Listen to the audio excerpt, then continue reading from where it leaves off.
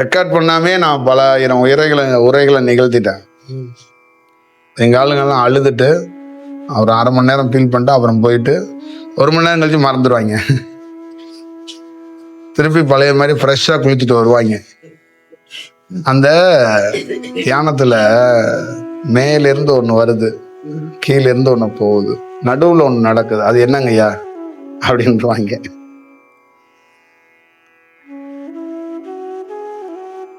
அவங்களுக்கு ஒன்று எக்ஸாம்பிள் சொல்லிட்டேன். ஏன்னா 7 நிமிஷம் தான் நான் பண்ண தியானத்திலே அதிக டைமு.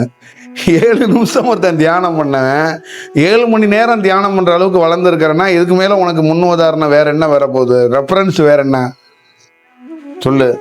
லாய்க்கே இல்லாதவன், கீழ்நிலையில் இருந்தவன் ஒருத்தன் ஒரு அனுபவத்தை பெறான். என்னோட நீ பெற்றான ஆள் தானே.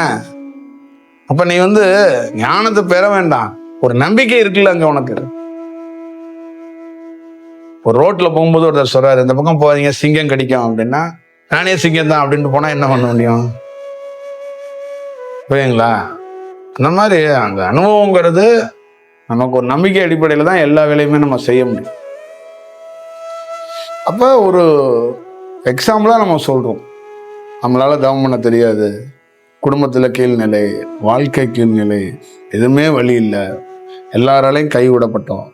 அப்போ ஒரு இடத்த நோக்கி வர்றோம் அப்படின்னா, இப்போ நான் கோடீஸ்வரன் நான் இருந்தால் ஆச்சரியப்படுறதுக்கு ஒன்றும் இல்லை. நான் ஒன்றும் விசேஷ பொருள் கிடையாது. இதில் ஒன்றும் பெரிய ஆச்சரியப்படுறதுக்கு இதில் ஒன்றும் வேலையே இல்லை. புரியுங்களா? இதில் ஒன்றும் விசேஷம் இல்லை. ஏன்னா இது யார் வேணாலும் கோடீஸ்வரன் ஆயிடலாம். ஆனால் அந்த ஞானங்கிறதெல்லாம் அப்படி பண்ண முடியாது. யார் கேட்டாலும் எப்பொழுதும் எப்படியும் கிடைக்காத ஒரு பொருள், ரொம்ப அரிதுன்னு சொல்லுவாங்கல்ல அவ்வை பிறப்பிலின் அந்த மாதிரி அரிது அரிது அரிது, ஞானம் பெறுவது அரிது, ரொம்ப அரிது. இப்ப நீ அதை தேடுறது அப்ப எவ்வளவு பெரிய அரிது. பெறவே முடியாத ஒரு பொருளை தேடுறன்னா அங்கவே நீ சாதிச்சுட்டேன்னு தான் அர்த்தம்.